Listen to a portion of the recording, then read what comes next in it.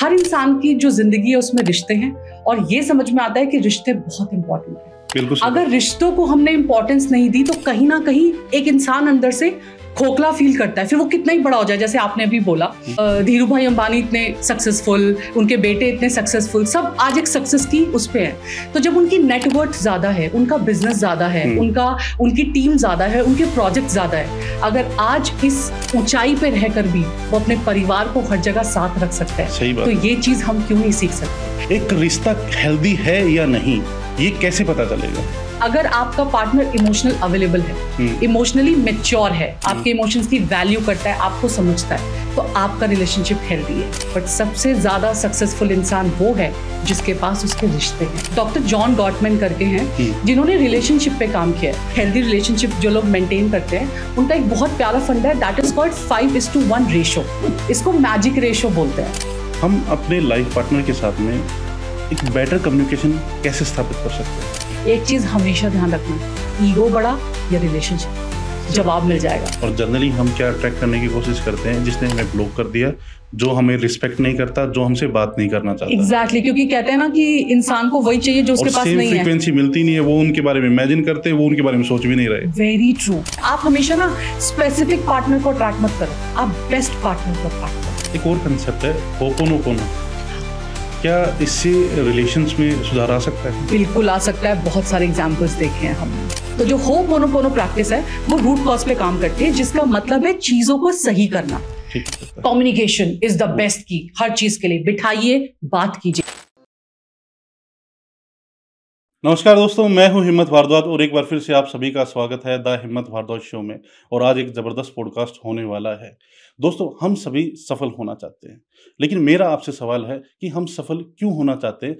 हम सफल इसलिए होना चाहते हैं ताकि हम अपनों को खुशियां दे पाएं, लेकिन कई बार इस सफलता की दौड़ में हम अपने को पीछे छोड़ देते हैं। तो सफलता और अपनों के बीच में, रिलेशनशिप के बीच में बैलेंस कैसे बनाया जाए, इन सब पे बात करने के लिए आज हमारे साथ हैं जानी मानी relationship coach Aadhya ma'am. Aadhya ma'am, स्वागत है आपका द हिम्मत भारद्वाज शो में।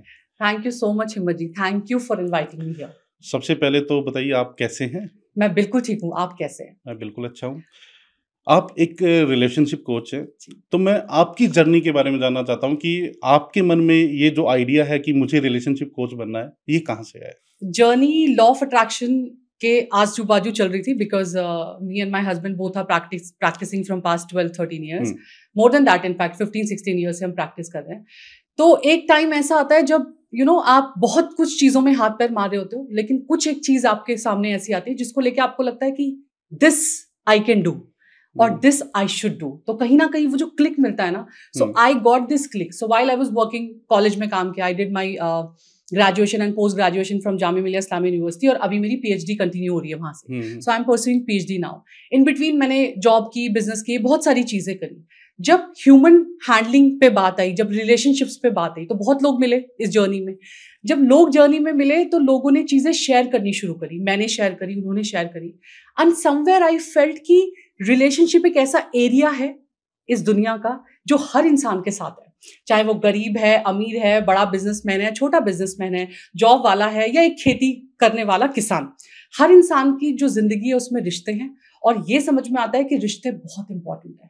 अगर रिश्तों को हमने इंपॉर्टेंस नहीं दी तो कहीं ना कहीं एक इंसान अंदर से खोखला फील करता है, फिर वो कितना ही बड़ा हो जाए। जैसे आपने अभी बोला कि इंसान एक दौड़ में भाग रहा है, सक्सेसफुल होने की दौड़ में भाग रहा है, लेकिन एक टाइम के बाद उसको रियलाइज होता है कि शायद सक्सेस तो मिल गई, वहां तो मैं पहुंच गया जहां मैं पहुंचना चाहता था, लेकिन मेरे अपने पीछे छूट गए। तो आज जिसके लिए मैं पहुंचना चाहता था, जिसके लिए मुझे सफलता चाहिए थी, वो पीछे छूट गए। तो आज अगर हम ये एग्जाम्पल देखते हैं कि आज धीरू भाई अंबानी इतने सक्सेसफुल, उनके बेटे इतने सक्सेसफुल, सब आज एक सक्सेस की उस पे है। तो जब उनकी नेटवर्थ ज्यादा है, उनका बिजनेस ज्यादा है, उनकी टीम ज्यादा है, उनके प्रोजेक्ट ज्यादा है, अगर आज इस ऊंचाई पे रहकर भी वो अपने परिवार को हर जगह साथ रख सकते हैं, तो ये चीज हम क्यों नहीं सीख सकते? So what I have realized कि हम बहुत मेहनत कर रहे हैं, बहुत आगे जा रहे हैं, बहुत बहुत ज्यादा टाइम कट डाउन कर रहे हैं अपनी फैमिली का, अपने रिलेशनशिप का, बट इस दुनिया का इंसान जितनी भी सक्सेस के पीछे भाग रहा है वो भाग सकता है, बट सबसे ज्यादा सक्सेसफुल इंसान वो है जिसके पास उसके रिश्ते हैं। सही बात। जब वो घर वापस आता है तो कोई है जिससे वो बात कर सकता है, जिसके साथ वो मुस्कुरा सकता है, जिसके साथ वो अपनी फीलिंग शेयर कर सकता है। तो मैं ये मानती हूँ पर्सनली कि इस दुनिया का आप बड़ी गाड़ी ले आइए, आप बड़ा घर ले आइए, आप कुछ भी ले आइए जो आप चाहते हैं, बट आप सबसे धनी इंसान तब है जब आपके पास रिश्ते हैं। सही बात है। और जनरली अब भी ऐसा होता है मैम, चाहे हम एक बिजनेस कर रहे हैं या एक जॉब में हैं, तो हम वहाँ भी काम कर रहे हैं और ऑफिस को भी घर पे लेके आते हैं, ठीक है। और आजकल हस्बैंड वाइफ दोनों वर्किंग होते हैं, तो ऑफिस में तो वो काम कर ही रहे होते हैं, घर पे भी वो काम कर रहे होते हैं, कहीं ना कहीं वो गैप बढ़ता जा रहा है। तो एक रिश्ता हेल्दी है या नहीं, ये कैसे पता चलेगा? एक रिश्ते का हेल्दी होना बहुत जरूरी है, बिकॉज अगर जैसे आपने बोला कि आजकल जॉब हो गई है, सब अपने अपने पैरामीटर्स पे काम करें, अपनी दिन रात लगे रहे हैं। दिन रात लगे हुए हैं। हाँ। लेकिन हमें कुछ चीजें समझने की जरूरत है। फॉर एग्जाम्पल, अगर आपका पार्टनर इमोशनल अवेलेबल है, इमोशनली मेच्योर है, आपके इमोशंस की वैल्यू करता है, आपको समझता है, तो आपका रिलेशनशिप हेल्दी है। अगर आपका और आपके पार्टनर की रिस्पेक्ट म्यूचुअल है, तो आपका रिलेशनशिप हेल्दी है। आप उनकी रिस्पेक्ट करते हैं, वो आपकी रिस्पेक्ट करते हैं, आप दोनों के कहीं ना कहीं गोल्स सेम है। काम अलग अलग कर रहे हैं बट गोल सेम है। अगर अपनी अपनी जॉब्स में भी काम कर रहे हैं तो गोल सेम है कि घर बनाना है, जिसे हम अपना घर करेंगे, जिसके घर के आगे हम अपने नाम की नेम प्लेट लगाएंगे। तो that goal should be important, कि वो सेम है, तो आपका रिलेशनशिप हेल्दी है। अगर आप एक दूसरे के ड्रीम्स को वैल्यू कर रहे हो, आप सिर्फ अपने ड्रीम्स की बात नहीं कर रहे कि मैं जॉब कर रहा हूं, मैं रात दिन मेहनत कर रहा हूं, तो ये मेरे सपने हैं। आप अपने सपने को अपने पार्टनर के साथ शेयर कर रहे हैं और आपका पार्टनर आपके सपनों को उतनी ही इंपॉर्टेंस दे रहा है, तो आप एक हेल्दी रिलेशनशिप में। तो ये कुछ चीजें हैं जिनको ध्यान में रख के आप ये समझ सकते हो कि आपका रिलेशनशिप हेल्दी है, आपका कम्युनिकेशन स्ट्रांग है। And the most important part, when it comes to conflict, हम कहते हैं कि झगड़े कॉन्फ्लिक्ट्स होते हैं, हर रिलेशनशिप में होते हैं, बट अगर आपका रिलेशनशिप हेल्दी है तो आप उसको रिजॉल्व करने पे फोकस करते हो, रादर देन ब्लेम गेम खेलने की बजाय। क्योंकि आपका रिलेशनशिप हेल्दी है, आप दोनों मैच्योर हो, आप दोनों की म्यूचुअल रिस्पेक्ट बहुत स्ट्रांग है, तो आप उस कॉन्फ्लिक्ट को जल्दी से जल्दी रिजॉल्व करके आगे बढ़ने की कोशिश करते हो, तो आपका रिलेशनशिप हेल्दी है। इसमें एक बहुत अच्छी बात डॉक्टर जॉन गॉटमैन करके हैं, जिन्होंने रिलेशनशिप पे काम किया है। उनकी अप्रॉक्सीमेटली 40 साल की रिसर्च है, उन्होंने हजारों कपल्स को देखा है। तो उन्होंने एक बहुत अच्छा फंडा बताया कि अगर एक हेल्दी रिलेशनशिप जो लोग मेंटेन करते हैं, उनका एक बहुत प्यारा फंडा है, दैट इज कॉल्ड 5:1 रेशो। इसको मैजिक रेशो बोलते हैं। तो 5:1 रेशो का मतलब क्या है? ये वो रेशो है कि जहां पे जो हेल्दी पार्टनर्स हैं, जो हेल्दी रिलेशनशिप है, अगर उनमें एक कॉन्फ्लिक्ट होता है, नेगेटिव बातचीत होती है, तो वो 4 पॉजिटिव बातचीत भी करते हैं। अगर एक इंटरेक्शन उनका झगड़े वाला है, तो उनके 4 पॉजिटिव इंटरेक्शंस भी होंगे। तो इसको मैजिक इंटरेक्शन बोलते हैं, मैजिक टाइमिंग्स बोलते हैं, मैजिक रेशो बोलते हैं, जिसे 5:1 का नाम दिया गया है, और ये बहुत सक्सेसफुल है। तो ये एक हेल्दी रिलेशनशिप की निशानी है। Got it. हम अपने लाइफ पार्टनर के साथ में एक बेटर कम्युनिकेशन कैसे स्थापित कर सकते हैं? कम्युनिकेशन एक बहुत इंपॉर्टेंट रोल प्ले करता है। आप आज की तारीख में जितने भी रिलेशनशिप देखेंगे, इनफैक्ट आप गूगल पे सर्च करेंगे, आप रिलेशनशिप के एक्चुअल कारण जानने की कोशिश करेंगे, डिवोर्स के कारण जानने की कोशिश करेंगे। So communication is the most important reason of the conflict in relationship. अब कम्युनिकेशन का ना हमारे पास वक्त है, ना हम करना चाहते हैं, and measure of the time कि हम अजम्पशंस लगा लेते हैं कि क्या हो सकता है, कैसा है, ऐसा है क्या। सो बेसिकली अगर इसको ठीक करना है तो इंपॉर्टेंट क्या है? सबसे पहला एक्टिव लिसनिंग बहुत इंपॉर्टेंट है। आपको बैठ के सुनना है, समझना है, रादर देन आपको चीजों के सोल्यूशन देने हैं या आपको अपनी बात कहने से ज्यादा जो इंपॉर्टेंस देनी है वो सुनने को देनी है। So you should be a active listener. ठीक है, बहुत एक्टिव लिसनर होना चाहिए, वो बहुत जरूरी है। दूसरा कि अजम्पशंस नहीं बनाने। कम्युनिकेशन करना है विदाउट अजम्पशन, कि अगर मतलब मैंने कहा फॉर एग्जाम्पल कि तुमने ऐसा सोच लिया, तो मैंने ऐसा कुछ कहा कि तुमने ऐसा सोच लिया, तो वो अजम्पशन नहीं। आप पूछो कि क्या है, तुम मुझे वक्त नहीं देते, ये अजम्पशन है। आप सीधा बात करो कि आजकल थोड़ा वक्त कम मिल रहा है, हम इसको कैसे सॉर्ट आउट कर सकते हैं। So it's a better way of communication. And third is कि विदाउट डिस्ट्रैक्शन के बात करो, that can be the thing. या थर्ड में हम ये रख सकते हैं, third can be walk and talk. So communication का बहुत अच्छा तरीका है दैट वॉक एंड टॉक। जब आप खाना खा के रात को, शाम को, जब भी आपको वक्त मिलता है, आप अपने पार्टनर के साथ 15 मिनट्स वॉक पे जाइए, एंड आप देखिए कि उस वक्त में जितनी खूबसूरत बातें आप अपने पार्टनर के साथ करते हैं, उससे ज्यादा खूबसूरत टाइम आप जनरली अभी आप देखेंगे पार्क में ना, जो ओल्ड कपल ज्यादा दिखते हैं, मतलब बड़े बुजुर्ग ज्यादा दिखते हैं साथ में वॉक करते हुए, लेकिन जो यंग कपल है ना वो बहुत कम दिखते हैं। तो बिल्कुल सही बात है कि हमें ये जो 3 पॉइंट है, जैसे एक्टिव लिसनिंग है, बिल्कुल सही बात है।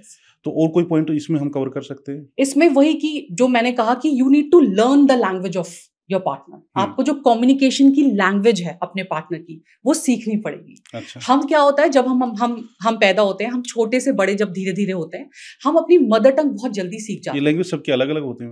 बिल्कुल अलग होती है, कम्युनिकेशन लैंग्वेज सबकी अलग अलग होती है। अच्छा। जब हम एक छोटे बच्चे से बात करते हैं तो हम उसकी लैंग्वेज में क्यों बात करते हैं, हम क्यों अपनी लैंग्वेज में बात नहीं करते? हमारे हाव भाव, हमारी लैंग्वेज, हमारी जबान भी थोड़ी तोतली हो जाती है, हमारे वर्ड्स चेंज हो जाते हैं। जिसे हम बोलते हैं आपको नींद आई क्या, जब हम छोटे बच्चे से बात बोलते हैं तो हम बोलते हैं निन्नी करी क्या, मम्मम पिया क्या। सो लैंग्वेज सबकी अलग है। जब हम कोई लैंग्वेज सीखते हैं तो एक हमारी मदर टंग होती है, जिस तरह मदर टंग सीखने के लिए कोई एफर्ट नहीं लगता, क्योंकि वो हम चलते फिरते हमारे आसपास के माहौल से सीख जाते हैं, तो उसमें कोई एफर्ट नहीं लगता। लेकिन जब हम एक नई लैंग्वेज सीखते हैं तो एफर्ट लगता है। जब वो नई लैंग्वेज आप आधी जानते हो तो आपका कम्युनिकेशन आधा हो जाता है, पर जब वो लैंग्वेज आप पूरी जानते हो तो आपका कम्युनिकेशन कंप्लीट हो जाता है। फॉर एग्जाम्पल, आपने कोई दूसरी लैंग्वेज सीखी, फ्रेंच सीखी, जर्मन सीखी, कोई भी सीखी, आपको आधी आती है। आप एक रेस्टोरेंट में गए, आप एक ब्रिटिश रेस्टोरेंट में गए, आपने वहां पे वो ब्रिटिश लैंग्वेज बोली, आप किस तरीके से बोलेंगे? टुकड़ों में, brother this dish how much, correct? तो वो आपकी आधी जो कॉन्वर्सेशन है, कम्युनिकेशन है, वो आधा हो जाता है। बट जब आपने पूरी तरह से उस लैंग्वेज को सीखा है तो आप अपनी बात बेहतर तरीके से कम्युनिकेट कर पाते हो। सिमिलरली इन द रिलेशनशिप, अगर आपने कम्युनिकेशन लैंग्वेज अपने पार्टनर की सीख ली तो आप उससे बेहतर तरीके से अपने दिल की बात, अपने इमोशंस, अपने जज्बात जो है वो एक्सप्रेस कर पाते हो। तो learn your partners communication language, it's very important. Right. आजकल एक रिलेशन में ट्रस्ट इश्यूज बहुत ज्यादा आ रहे हैं, मतलब क्योंकि हस्बैंड वाइफ दोनों वर्किंग है, दोनों अलग अलग जगह वर्किंग करते हैं, तो कई बार थर्ड पर्सन भी बीच में आ जाता है और थर्ड पर्सन की वजह से भी रिलेशनशिप में ट्रस्ट इश्यूज आते हैं। तो इसको रिजोल्व कैसे किया जा सकता है? अगर जो एग्जाम्पल आपने लिया है, अगर मैं उसकी बात करूं तो ये प्रॉपर चीटिंग वाला केस हो जाता है अगर थर्ड पर्सन आ जाता है लाइफ में। तो पहला तो ये कि हमें ये समझना है, because it's a complete personal choice, कि अगर बात लेट्स से चीटिंग की आती है, ट्रस्ट कई तरीकों से टूट सकता है। Trust can be like, trust टूट सकता है चीटिंग से, ट्रस्ट टूट सकता है झूठ बोलने से, ट्रस्ट टूट सकता है मैनिपुलेट करने से। सो फॉर एग्जांपल, अगर चीटिंग हुई है आपके साथ, आपके रिलेशनशिप में कोई तीसरा आ गया, तो सबसे इंपॉर्टेंट पार्ट ये आपका पर्सनल डिसीजन है।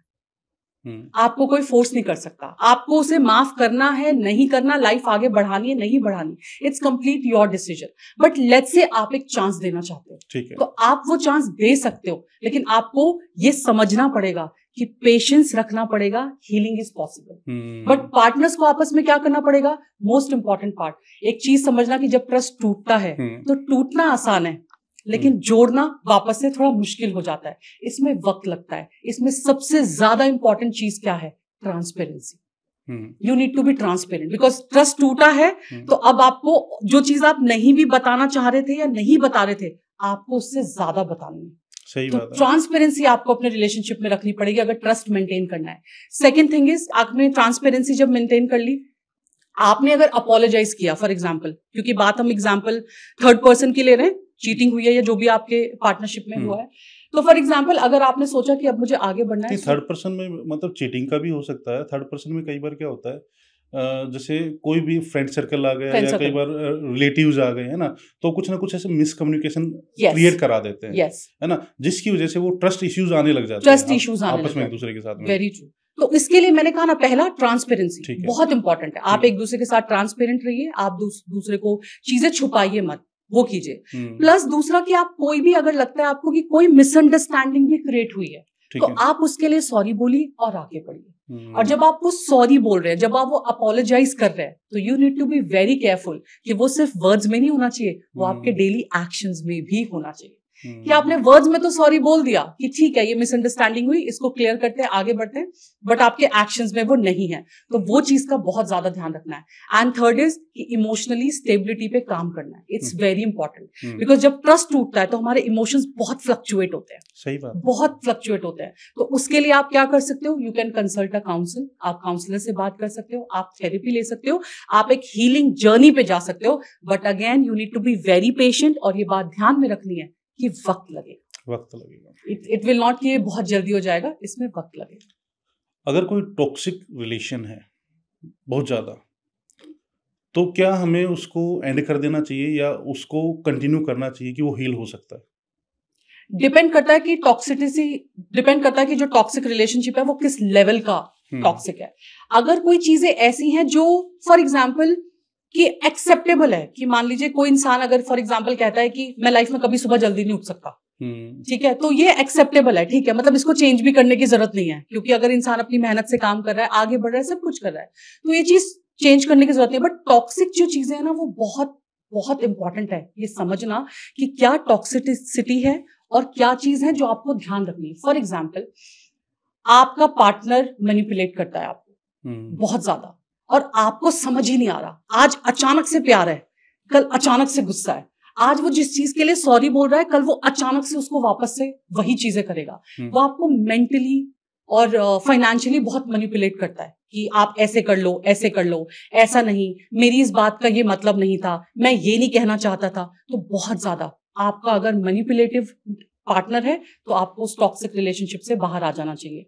अगर आपका पार्टनर कंट्रोलिंग है, बाहर आने का मतलब क्या है? बाहर आने का मतलब है कि if you want to end the relationship then end the relationship. But ये टॉक्सिक रिलेशनशिप का एक एग्जाम्पल है। मैं जो एग्जाम्पल्स ले रही हूँ, अगर ये एग्जाम्पल्स आपके रिलेशनशिप में है तो आपको ये डिसीजन लेना है कि आपको इस रिलेशनशिप में रहना है या नहीं रहना, राइट? अगर रहना है तो आपको फिर वो वापस से पहले एक्सेप्ट करना पड़ेगा कि कहाँ गलती है, ठीक कर सकते हैं कि नहीं, क्योंकि टॉक्सिक रिलेशनशिप में फिर एक को तो ठीक होना पड़ेगा ना। अगर सामने वाला सेम है और आप सिर्फ अपनी ही हीलिंग करे जा रहे हो या आप अपने आप को ही चेंज करे जा रहे हो, then nothing will work. Healing possible है एक हद तक, ठीक है, लेकिन सामने वाले को भी तो चेंज होना पड़ेगा। आप सब कुछ कर लो तो सिर्फ ऐसा नहीं है ना कि चेंज हो जाएगा, तो वो बहुत इंपॉर्टेंट है। तो आप, मैंने जैसे बोला फॉर एग्जाम्पल कि कंट्रोलिंग अगर आपका पार्टनर है, आपके हर एक्शन को कंट्रोल करता है, तो आपको समझना है कि ये टॉक्सिक रिलेशनशिप है। आपको बहुत ज्यादा गैस लाइटिंग करता है, मतलब आप कुछ भी बोल रहे हो वो आपको गलत साबित कर रहा है, करेक्ट, तो ये टॉक्सिक है। वो आपको अब्यूज जैसे होता है, वो सिर्फ फिजिकल अब्यूज नहीं होता, वो इमोशनल अब्यूज भी होता है। अगर आपका रिलेशनशिप इमोशनल अब्यूसिवनेस की कगार पे है तो ये टॉक्सिक रिलेशनशिप है। जैसे फॉर एग्जांपल आजकल सब बहुत बात कर रहे हैं मिसेस मूवी की, राइट? तो जो भी उसके साथ हो रहा है उस फीमेल के साथ, कि खाना अच्छा नहीं है, ये अच्छा नहीं है, ये काम ठीक से नहीं किया, वो काम ठीक से नहीं किया, माँ बाप ने नहीं सिखाया क्या, तुमने नहीं सीखा क्या, दिस इज इमोशनल अब्यूज। तो ये चीजें हमें ध्यान रखनी। तो ये कुछ चीजें हैं अगर टॉक्सिक रिलेशनशिप है और ये बढ़ गया है, and the most important part, zero respect. अगर आपके रिलेशनशिप में आपका पार्टनर आपकी बिल्कुल रिस्पेक्ट नहीं करता, बिल्कुल भी, तो फिर आपको समझ जाना चाहिए कि आपका रिलेशनशिप टॉक्सिक है। Now you have to take a decision that you want to end this relationship or you want to continue with this relationship. If you want to continue then work for, फिर आप counselling जाइए, healing करिए, फिर आप उस journey पे जाइए। अब थोड़ा सा लाइट मोड में आते हैं। अब तक हमने टॉक्सिक रिलेशन पे बात कर ली थी। मैं ये आपसे जानना चाहता हूँ कि लंबे समय तक एक रिलेशन में प्यार और जोश कैसे बनाए रख सकते हैं? ये बहुत इंपॉर्टेंट एस्पेक्ट है रिलेशनशिप का, और ये उतना ही जरूरी है जितना जरूरी एक प्लांट को नर्चर करना। मैं हमेशा इस बात को बोलती हूँ कि जो रिलेशंस है ना, वो एक प्लांट की तरह है। आप अपने पास एक पौधा रखते हैं, आप उस पौधे को उसकी जरूरत के हिसाब से रखते हैं। कुछ पौधे कम पानी मांगते हैं, कुछ ज्यादा मांगते हैं, कुछ शेड मांगते हैं, कुछ लाइट मांगते हैं। तो पौधे की जरूरत के हिसाब से आप उसको नर्चर करते हैं, फिर वो आगे धीरे धीरे बढ़ता है, आप उससे बातें करते हैं, एक उसमें जिंदगी होती है, आप उसके साथ बहुत कनेक्ट फील करते हैं। आप अगर उस पौधे को 5 दिन पानी नहीं दो, 10 दिन छोड़ दो, 15वें दिन वो खत्म हो जाएगा, उसमें बिल्कुल लाइफ नहीं बचेगी। दैट मीन्स उसको नर्चर, अगर लाइफ लॉन्ग उसको जिंदा रखना है तो उसे नर्चर करना पड़ेगा। कैसे? करेक्ट। पानी देके उसमें खाद डाल के टाइम टू टाइम उसकी केयर करके उसके जो खराब पत्ते हैं वो साइड करके काट छांट करके आप उसको नर्चर करो। रिश्ते में क्या क्या डालें? रिश्तों में इसी तरह से काम करते हैं रिश्ते। हाँ। रिश्तों को भी हम क्या गलती करते हैं कि जहां शादी हुई वहां हमारा जो सारी एक्साइटमेंट थी, जो हैप्पीनेस थी, वो सब हो जाता है कि अब तो हो गई, क्योंकि अब तो हो गई तो हम फॉर ग्रांटेड लेने लगते हैं। हमें अपने रिलेशनशिप को फॉर ग्रांटेड लेने की बजाय एक प्लांट की तरह हमेशा नर्चर करना है और ये समझना है कि एक लॉन्ग टर्म प्रोसेस है, ये शॉर्ट टर्म नहीं है। इसको करने के लिए कर क्या सकते हैं? फॉर एग्जाम्पल, जो डे टू डे आपका बोरिंग एक टाइम टेबल चल रहा है, हाँ। उसको आप थोड़ा सा चेंज कर सकते हैं। आप उसमें कुछ सरप्राइजेस डाल सकते हैं, ठीक है, छोटे छोटे सरप्राइजेस। और जैसे हम बोलते हैं मूवी डेट प्लान कर ली, साथ में बैठ के खाना खा लिया, ठीक है, अनडिवाइडेड अटेंशन के साथ आज सिर्फ सुन लिया। सो आई ऑलवेज से दिस कि रोज आपकी वाइफ खाना डालती है, वो बनाती है फॉर एग्जाम्पल, फिर वो खाना डालती है, आपको सर्व करती है। आज अगर खाना उन्होंने बनाया है तो सर्व आप कर दीजिए ना। अगर खाना सर्व आप दोनों ने मिलके किया है तो टेबल क्लीन करने में आप हेल्प कर दीजिए ना। तो ये जो छोटे छोटे जेस्चर्स है ना, ये small gestures are very important. दिक्कत कहाँ आती है? कई बार पार्टनर्स, क्योंकि वो बिजी हैं और वो जॉब कर रहे हैं, बिजनेस कर रहे हैं, they are very busy, what they think basically बड़ा सरप्राइज देंगे, बड़े जेस्चर्स दिखाएंगे। बड़े जेस्चर्स के साथ प्रॉब्लम क्या होता है कि बड़े जेस्चर्स एक लॉन्ग टाइम के बाद बर्थडे है साल के बाद आएगा, एनिवर्सरी है साल के बाद आएगा, आपकी कोई रोमांटिक डेट है या आपके बेटे का बर्थडे है या बेटी का बर्थडे है, वो एक साल के बाद आएगा, तब आप एक सरप्राइज दोगे। या आपको दिवाली पे उनको सरप्राइज देना है, it will take time. So rather than focusing on the big giant gestures, focus on small gestures. छोटे छोटे सरप्राइज हमें डेली रखने चाहिए, क्योंकि इसमें एफर्ट्स कम लगते हैं। हाँ। बड़े जेस्चर्स में एफर्ट ज्यादा लगते हैं और वक्त ज्यादा लगता है। तो छोटे वाले जो सरप्राइजेस हैं, जो जेस्चर्स हैं, हेल्प कर दिया, कपड़े उतारने में हेल्प कर दिया, किचन में हेल्प कर दिया, किसी प्रोजेक्ट में हेल्प कर दिया। कई बार क्या होता है इन छोटे सरप्राइज के चक्कर में, जैसे आपने बताया कि कपड़े उतारने में हेल्प कर दिया या जो भी छोटे छोटे काम, इसका है ना मेल फैक्टर जो होता है ना अपने ईगो पे ले लेता है ना। और खासकर जब वाइफ बोलती है कि आप ये कर दो ना प्लीज, करेक्ट, है ना। यही सीखने की जरूरत है, हमें हमेशा ही ध्यान रखना है। मुझे किसी ने बहुत अच्छी बात बोली थी कि जब भी लगे कि रिलेशनशिप डिसबैलेंस हो रहा है या रिलेशनशिप हिल रहा है या समझ नहीं आ रहा या झगड़ा ज्यादा हो गया या इश्यूज ज्यादा हो गए, एक चीज हमेशा ध्यान रखना, ईगो बड़ा या रिलेशनशिप, जवाब मिल जाएगा। जब तुम्हारा जवाब हो ना कि रिलेशनशिप बड़ा है तो फिर ईगो को नीचे कर देना। तो ईगो दोनों पार्टनर्स को बहुत ध्यान रखना, बिकॉज ये बहुत कॉम्प्लिकेटेड चीज है, बहुत कॉम्प्लेक्स है ईगो। तो हमें समझना है कि कहाँ ईगो अच्छी भी होती है, बुरी भी होती है, गुड ईगो, बैड ईगो। आप गुड ईगो रखिए, अलग अलग जगह रखिए ना, और ईगो दिखाने के लिए आपके पास दुनिया खड़ी है। सही बात है। गुड पॉजिटिव ईगो दिखाने के लिए आपके पास दुनिया है, बॉस है, नौकरी है, बिजनेस है। आप अपनी ईगो पे लीजिए कि मैं ये करके दिखाऊंगा अपने लिए एक दिन, अपनी फैमिली के लिए, और कीजिए ना। ये ईगो रिलेशनशिप में इसकी जगह नहीं। तो ये we need to understand this. आजकल है ना, मुझसे भी जनरली पूछा जाता है और मतलब कमेंट बॉक्स में भी कई सारे क्वेश्चन देखे थे, क्योंकि मैंने पूछा भी था, टेलीग्राम ग्रुप में भी डाला था कि आद्या मैम आ रहे हैं, डॉक्टर अमित कुमार आ रहे हैं, तो उसमें क्वेश्चन आया था, क्या हम अपने लाइफ पार्टनर को अट्रैक्ट कर सकते हैं? क्या लॉ ऑफ अट्रैक्शन पे थोड़ी सी बात करते हैं। बिल्कुल कर सकते हैं, बिल्कुल कर सकते हैं, लेकिन हमें ये समझना है कि लाइफ पार्टनर क्या। फॉर एग्जाम्पल, जैसे अभी वी वर शेयरिंग, अभी हम थोड़ी देर पहले शेयर कर रहे थे कि इंसान चाहता क्या है, वो समझना है। फॉर एग्जाम्पल, एक्स चाह रहा है, एक्स क्यों चाह रहा है, क्यों चाहिए, तो वो हमें बहुत समझने की जरूरत है कि एक्स पार्टनर चाहिए या जिसने आपको ब्लॉक कर दिया, छोड़ दिया, वो चाहिए, या आप नॉर्मली एक लाइफ पार्टनर अट्रैक्ट करने की बात कर रहे हो। सो अगर हम एक्चुअली अपना लाइफ पार्टनर अट्रैक्ट करना चाहते हैं, हम डेफिनेटली कर सकते हैं। और जनरली हम क्या अट्रैक्ट करने की कोशिश करते हैं? जिसने हमें ब्लॉक कर दिया, जो हमें रिस्पेक्ट नहीं करता, जो हमसे बात नहीं करना चाहता। एग्जैक्टली, क्योंकि कहते हैं ना कि इंसान को वही चाहिए जो उसके पास नहीं है। फ्रीक्वेंसी मिलती नहीं है, वो उनके बारे में इमेजिन करते हैं, वो उनके बारे में सोच भी नहीं रहे। Very true. तो वो पार्टनर को अगर आपको अट्रैक्ट करना है तो मैं ये कहती हूँ कि वो नहीं करना चाहिए। आप हमेशा ना स्पेसिफिक पार्टनर को अट्रैक्ट मत करो, आप बेस्ट पार्टनर को अट्रैक्ट करो। बिकॉज आप नहीं समझ रहे हो कि आप जो स्पेसिफिक को मांग रहे हो, जो एक्स है, जिसने ब्लॉक कर दिया, जो आपकी रिस्पेक्ट नहीं कर रहा, जो आपसे शादी की कमिटमेंट नहीं दे रहा या किसी भी चीज की कमिटमेंट नहीं दे रहा, आपको ये समझना है आप उसे चाह तो लोगे। आज आप टेक्निक्स कर लोगे, आप वाइब्रेशंस लगा लोगे, इमोशंस लगा लोगे, सब कुछ कर लोगे, हो सकता है अट्रैक्ट भी हो जाए, बाद में कॉन्सिक्वेंसेस क्या, आपको वो समझना है। असली गेम तो शादी के बाद शुरू होगा ना। एग्जैक्टली, असली गेम शादी के बाद शुरू होगा, तो वो समझना है। बट लेट्स से अगर मुझे अपना इट्स नॉट अबाउट एक्स, मुझे फ्रेश लाइफ में now I really want to settle, अब मेरा शादी का मन है, मुझे शादी करनी है, तो मुझे एक लाइफ पार्टनर अट्रैक्ट करना है, डेफिनेटली अट्रैक्ट कर सकते हैं, मैंने किया है, ठीक है। बट हमें क्या ध्यान में रखना है, we need to attract the qualities. कोई प्रोसेस होता है मैम अट्रैक्ट करने का? इट्स नॉट, इट्स लाइक कि बेसिकली सबकी एक लिस्ट है कि इंसान को कैसा लाइफ पार्टनर चाहिए, राइट? कि जैसे for example I really wanted कि जो मेरा हस्बैंड हो वो रिस्पेक्ट देना जानता हो, मेरे लिए बहुत मैटर करती है, ठीक है। उस मेरे ड्रीम्स उसके भी ड्रीम्स हो, हम दोनों के जो ड्रीम्स हो वो सेम हो, ठीक है। That was the quality. One quality, he should be family oriented, because I am a family person, तो आई ऑलवेज वांटेड कि फैमिली ओरिएंटेड पर्सन हो, रिस्पेक्ट करना आता हो, उसकी वैल्यूज हो और हार्ड वर्किंग हो।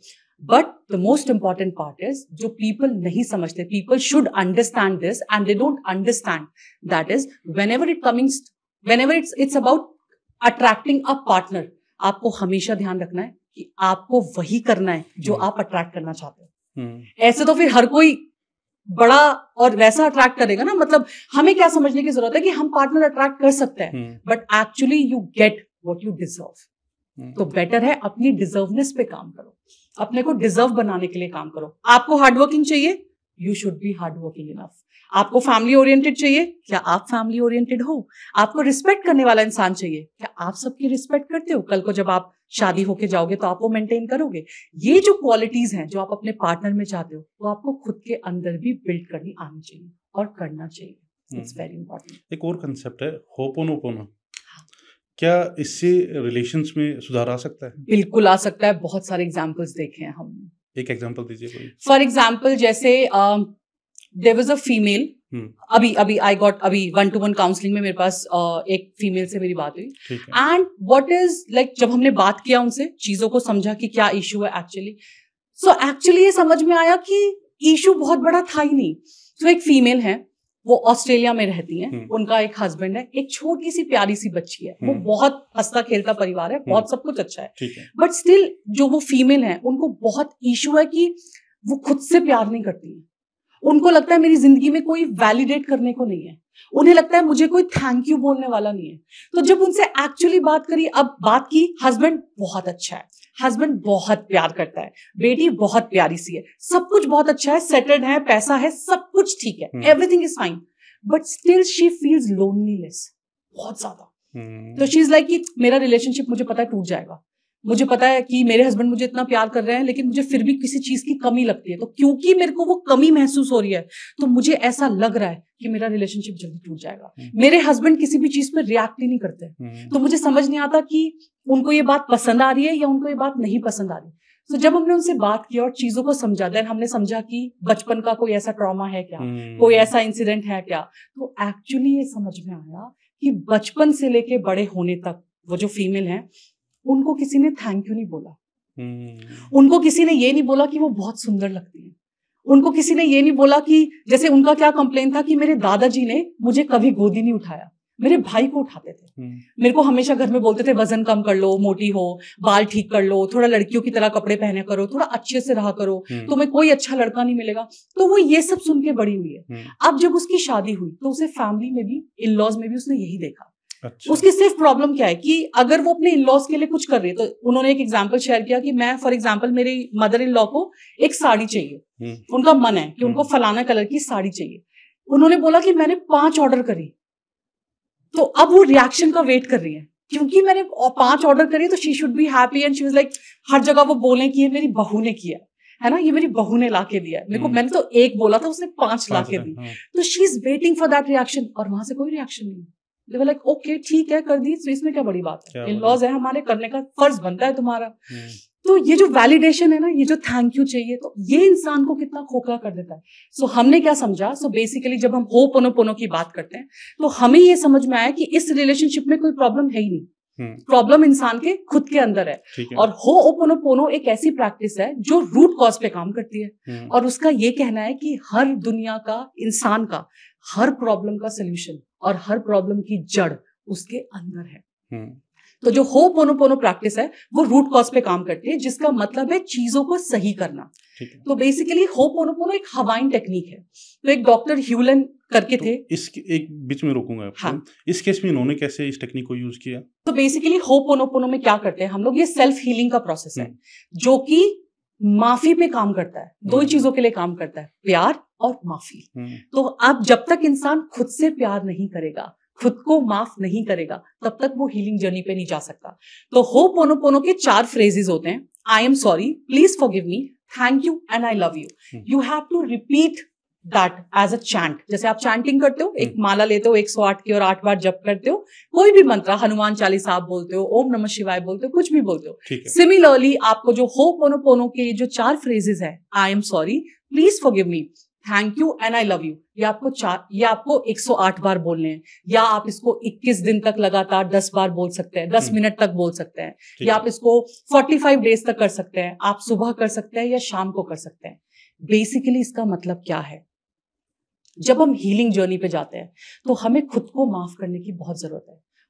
उन इंसिडेंट्स को माफ करने की जरूरत है जो कहीं ना कहीं चाइल्डहुड में हुए थे लेकिन आज तक रिजॉल्व नहीं हुए, जिसकी वजह से मेरा प्रेजेंट भी सफर कर रहा है। तो फॉर एग्जाम्पल, जब मैंने इस तो अब सबसे पहले रूट कॉज समझ में आ गया।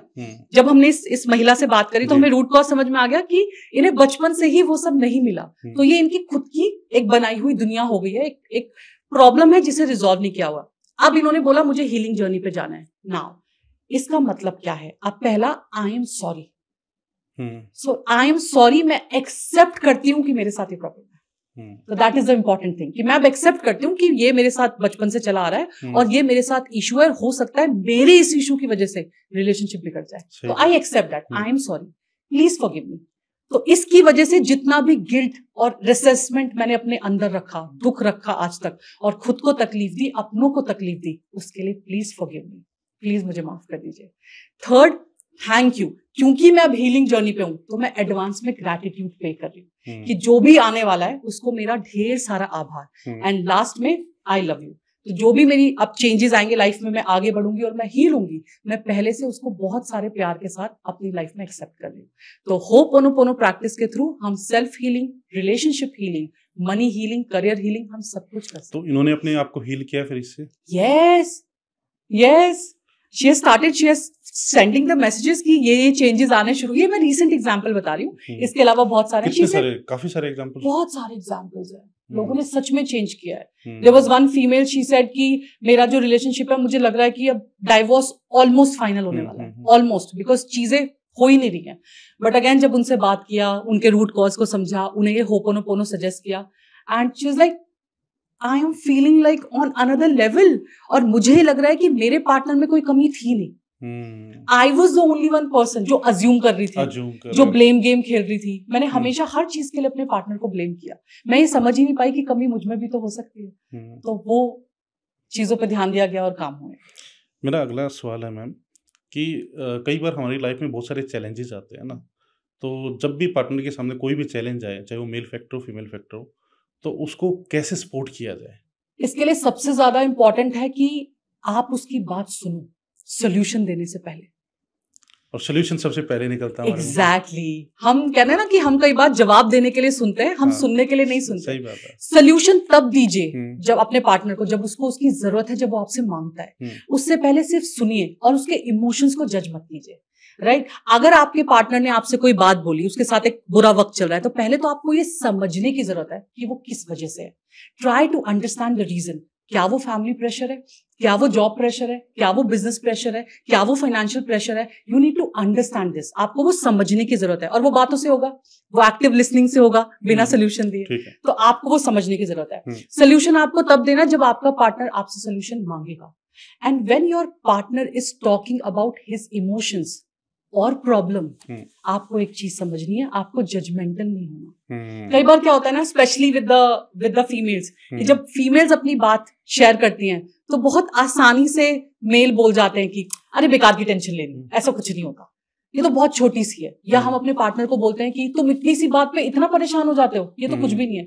तो आपके पार्टनर की बात चाहे छोटी हो चाहे बड़ी हो, आपको उसको जज नहीं करना। That is very important and you need to understand this कि आपको आपका ये बोलना कि चाहे कुछ हो जाए मैं साथ खड़ी हूँ, आपका ये बोलना कि चाहे कुछ हो जाए मैं साथ खड़ा हूं, ये बहुत बड़ी बात है। आपको ये मानना पड़ेगा, समझना पड़ेगा, ये निभाना पड़ेगा कि अगर आज आपका पार्टनर सक्सेसफुल है और आपको 5 स्टार में डिनर करा रहा है, तो जितनी शिद्दत से आपने 5 स्टार में वो डिनर किया, जब आपके पार्टनर का वक्त खराब चला और बात दाल रोटी पे आई, आपको उतनी ही प्यार से वो दाल रोटी भी खानी है, बिना आंख से एक आंसू गिराए और बिना ये सोचे कि हमारा वक्त खराब चल रहा है, तुमने चीजें खराब कर दी। इसकी बजाय उसका साथ देना, क्योंकि वक्त किसी का भी बदल सकता है। जनरली नेगेटिव कमेंट्स ज्यादा किए जाते हैं, नेगेटिव कमेंट्स आपकी वजह से हुआ, आपने किया है ऐसा। एग्जैक्टली। हम रिलेशनशिप में ना ब्लेम गेम बहुत खेलते हैं, बहुत ज्यादा। हम ये नहीं समझते कि हमारे से चीजें शुरू होती हैं। वो ब्लेम गेम की बजाय अगर हम चीजें एक्सेप्ट करें और समझे कि हमारी भी गलती हो सकती है, इट्स वेरी इंपॉर्टेंट।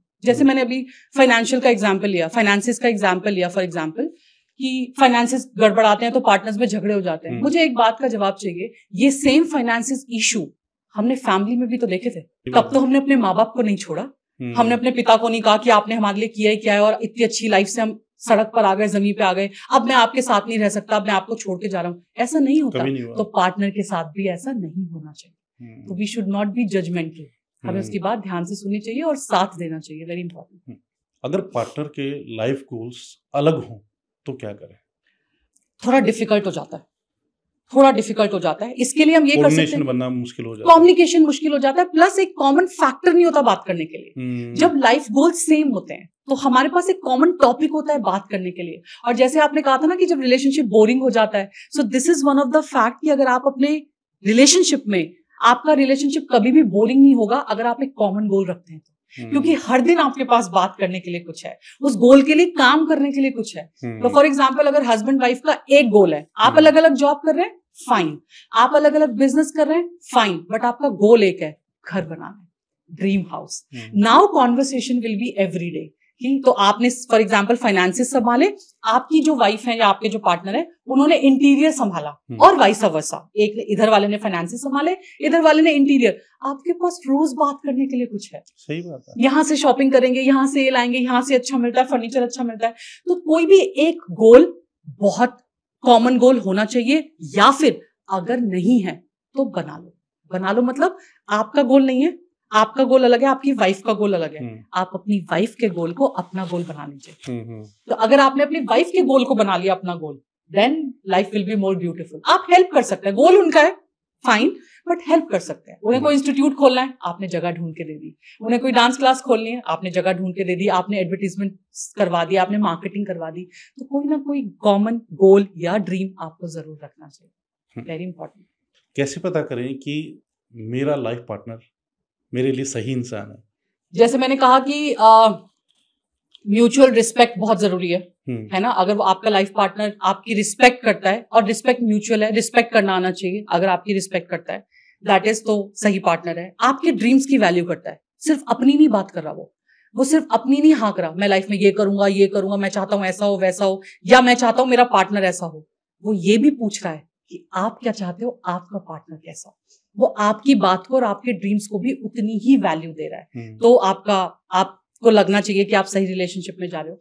आपका कॉमन ड्रीम है, मतलब कि दोनों हार्डवर्क करना चाहते हो, दोनों एक पर्टिकुलर स्पेस पे पहुंचना चाहते हो, एक जगह पे पहुंचना चाहते हो लाइफ में, दोनों के कॉमन गोल्स हैं, तो आपको लगना चाहिए। कॉन्फ्लिक्ट नहीं है थॉट्स में, ठीक है। आपको क्या ध्यान में रखना है कि आप किससे अट्रैक्ट हो रहे हो। आपका जो पार्टनर है, आप उसके थॉट से अट्रैक्ट हो रहे हो, बिहेवियर से अट्रैक्ट हो रहे हो, या उसके जो सरप्राइजेस है जो अचानक से आज और कल बंद हो जाएंगे, आप उसको देख के उसकी तरफ अट्रैक्ट हो रहे हो। तो ये सारी चीजें जो समझने की जरूरत है कि हाँ, आपका पार्टनर आपको रिस्पेक्ट दे रहा है, आपको फ्रीडम दे रहा है। जैसे बहुत सारे पार्टनर्स बोलते हैं, चाहे वो फीमेल हो या मेल हो, कि शादी के बाद हमारे यहाँ काम नहीं करते, या शादी के बाद हमारे यहाँ ये नहीं करते। तो आपकी फ्रीडम की वैल्यू कर रहा है, आपकी बाउंड्रीज की वैल्यू कर रहा है, आपको रिस्पेक्ट दे रहा है, एक कॉमन गोल के साथ आगे बढ़ रहा है, तो आपका पार्टनर है कि आप जा सकते हो राइट पार्टनर की तरफ।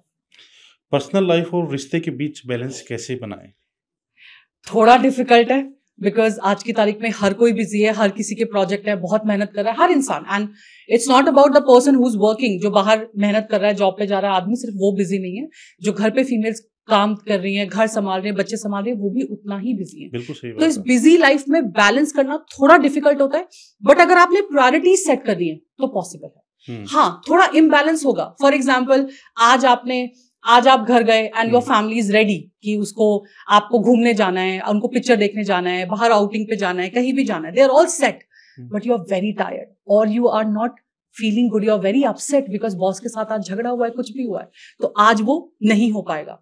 आपके पास चॉइस है, आप अपनी बात रख सकते हो, but what you need to do is अब नेक्स्ट वीकेंड आपका वैसे ही जाना चाहिए। तो ये बैलेंसिंग थोड़ी सी ना बना के रखना बहुत जरूरी है। आपने जो भी प्रायोरिटी पे रखा है वो बहुत इंपॉर्टेंट है।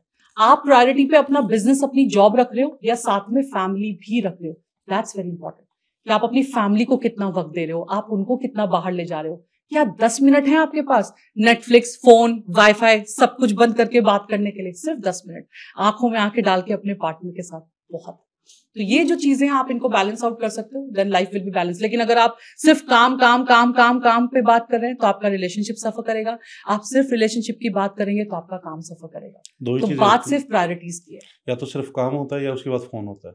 yes. और बात भी करते हैं आपस में तो फोन के साथ में बात करते हैं, खाना भी खाते हैं तो फोन के साथ में खाना खाते हैं। Very true, very true. वो किसी ने बहुत अच्छी बात बोली ना एक पॉडकास्ट में, परीक्षित जी ने बहुत अच्छी बात बोली थी कि जब इंसान घर पर आता है तो वो जब पूरे दिन नौकरी करके बिजनेस करके जब इंसान घर पर आता है तो वो अपने परिवार को रेस्ट ऑफ यू देता है, बेस्ट ऑफ यू नहीं देता, क्योंकि बेस्ट ऑफ यू तो वो कहीं देकर आया है। तो जो बचा हुआ होता है वो अपने परिवार को देता है। तो वो जो बचा हुआ है ना उसको भी अपना बेस्ट दे। अगर वो भी नहीं देता जनरली, वो भी नहीं देता, वो फिर बचा हुआ यू देता है। क्वालिटी टाइम ना बच्चों के पास है ना वाइफ के पास में। Very true. तो वो क्वालिटी टाइम स्पेंड करना अनडिवाइडेड अटेंशन के साथ बहुत जरूरी है। आजकल रिलेशनशिप में ना झगड़े बहुत ज्यादा हो रहे हैं, तो इन झगड़ों को कैसे सुलझाया जाए? जैसे हमने शुरू में बात की थी, communication is most important part. कि बात, कई बार झगड़े ना सिर्फ मिसअंडरस्टैंडिंग, तीसरा आ गया, इन लॉज आ गए, ये आ गया, वो आ गया, इसकी वजह से ज्यादा हो जाते हैं। तो कम्युनिकेशन इतना स्ट्रांग होना चाहिए ना कि तीसरा आने का चांस ही ना हो, उसके लिए जगह ही ना बचे, है ना। आज आप झगड़े भी करते हो फॉर एग्जाम्पल, तो झगड़ा ना बहुत जल्दी रिजॉल्व हो सकता है अगर आप आपस में झगड़ा कर रहे हो। लेकिन अगर उस झगड़े में तीसरा आ गया तो वो एक अलग ही एंगल ले लेता है। तो वो झगड़ों के लिए बेसिकली क्या है, जैसे मैंने बोला कम्युनिकेशन बहुत ज्यादा इंपॉर्टेंट है। तो कम्युनिकेशन आना चाहिए एंड मोस्ट इंपॉर्टेंट पार्ट, आपको अपने पार्टनर की लव लैंग्वेज आना चाहिए।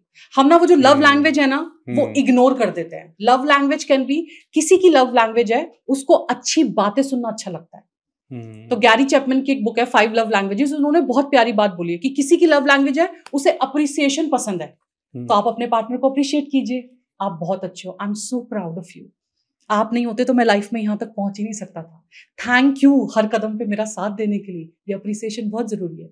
किसी पार्टनर की जो लव लैंग्वेज है that can be act of service, कि आप उसके छोटे छोटे कामों में हेल्प कर दीजिए, उसकी वो लव लैंग्वेज है, उसे अच्छा लगता है। किसी पार्टनर की लव लैंग्वेज फिजिकल टच है, आप उसका हाथ पकड़िए, आप उसको आंखों में आंखें डाल के बात कीजिए, जब आप घर से निकले तो उसको हग करके निकले, फोरहेड पे किस करके निकले, वो उसकी लव लैंग्वेज हो सकती है, या इंटीमेसी लव लैंग्वेज हो सकती है। तो हर इंसान की ना जो लव लैंग्वेज है वो अलग है। किसी को गिफ्ट्स लेना बहुत पसंद है कि मेरा पार्टनर अगर मेरे लिए गिफ्ट लाता है तो मैं बहुत अच्छी हो जाती हूँ या बहुत खुश हो जाता हूँ, क्योंकि ये मेरी लव लैंग्वेज है। तो आपको अपने पार्टनर की लव लैंग्वेज समझनी है, कम्युनिकेशन स्ट्रांग रखना है, तो झगड़े कम होंगे। एंड जब भी कॉन्फ्लिक्ट हो हमेशा ये चीज ध्यान रखनी है कि बात सही या गलत की होनी चाहिए, कौन सही कौन गलत की नहीं। बात हमेशा क्या सही क्या गलत की होनी चाहिए, उस पर कॉन्फ्लिक्ट होना चाहिए, उसको रिजॉल्व करने के लिए बात करनी चाहिए। इस बात पे बात नहीं होनी चाहिए कि कौन सही और कौन गलत, ये थॉट प्रोसेस नहीं होना चाहिए। कई बार शादी के बाद पार्टनर का नेचर चेंज हो जाता है ना, तो उसको रिजोल्व कैसे किया जा सकता है? कम्युनिकेशन इज द बेस्ट की, हर चीज के लिए बिठाइए, बात कीजिए। और बात करने की जब बातें आती है ना तो कहते हैं कि बात करने का ना एक तरीका होता है, एक सलीका होता है, एक वक्त होता है। तो मान लीजिए अगर आपको बात करनी है तो आपको लग रहा है बिहेवियर में चेंज आ रहा है, तो आप सीधा ब्लेम गेम अगर खेलेंगे कि तुम्हारा बिहेवियर चेंज हो गया, अब तुम मुझ पे ध्यान नहीं देते, तुम मुझसे बात नहीं करते, तुम मुझे इग्नोर करते हो, रादर देन बिठा के कि मुझे ऐसा लगता है कि शायद अभी थोड़ा सा आप ज्यादा बिजी हो गए हो तो मुझे वक्त नहीं दे पा रहे हो, या हम उतनी बात नहीं कर पा रहे जितनी करनी चाहिए थी। अगर आप इस तरीके से अपनी स्टेटमेंट बोलेंगे और चीजों को रिजॉल्व करने की कोशिश करेंगे तो डेफिनेटली आपकी चीजें सुधर सकती है। जी, तो जो भी इस पॉडकास्ट को देख रहे हैं, कोई भी हस्बैंड वाइफ, उनके लिए अगर कोई भी मैसेज आप देना चाहें? Message is important part is that be grateful, बहुत इंपॉर्टेंट है। जब शादी के बाद ना पार्टनर्स अपने शादी के बाद जो हस्बैंड वाइफ है अपने पार्टनर्स को फॉर ग्रांटेड लेने लगते हैं। ये कहाँ ही तो जाएगा, ये कहीं नहीं जाएगा, ये मेरा ही है, इसके अलावा मेरा है कौन, शाम को मैं आऊंगा तो ये घर पे मुझे मिलेगा। तो ये जो फॉर ग्रांटेड हमने अपने पार्टनर को ले लिया है ना, इसको लेना बंद कीजिए। Be grateful. आपका पार्टनर जो भी कर रहा है आपके लिए, चाहे वो छोटी सी चीज कर रहा है चाहे वो बड़ी सी कर रहा है, आपको उसको उसके लिए थैंकफुल रहना है। और एक कॉमन ड्रीम या एक कॉमन गोल जरूर रखिए, वो बहुत इंपॉर्टेंट है, क्योंकि उससे वो स्पार्क बना रहेगा, वो कम्युनिकेशन बना रहेगा, और जब आप कोई सपना साथ में अचीव करते हो ना, तो उसकी खुशी अलग होती है। Thank you so much Aadya ma'am. क्योंकि जीवन में देखिए, जैसे मैंने पहले भी बोला था कि सफलता के मायने तभी हैं जब हमारे साथ हमारे रिलेशंस हैं, हमारे करीबी हमारे साथ है। तो आप बहुत अच्छा काम कर रही हैं, मतलब रिलेशंस पे काम कर रही हैं, तो ये बहुत नेक काम कर रही हैं। और जो भी इस पॉडकास्ट को देख रहे हैं, प्लीज़, चाहे वो हस्बैंड वाइफ हैं या बाप बेटे का रिश्ता है या कोई भी रिलेशन है, तो ठीक है आप अपने काम में बिजी रहिए, लेकिन आपको बैलेंस करना आना चाहिए, क्योंकि सफलता का मायना तभी है जब सारी चीज़ें आपको मिलेंगी। उस सक्सेस का फ़ायदा या उस सक्सेस का मज़ा भी आप तभी ले पाएंगे। Thank you so much the Himmat Bhardwaj show पे आने के लिए। Thank you so much. Thank you so much.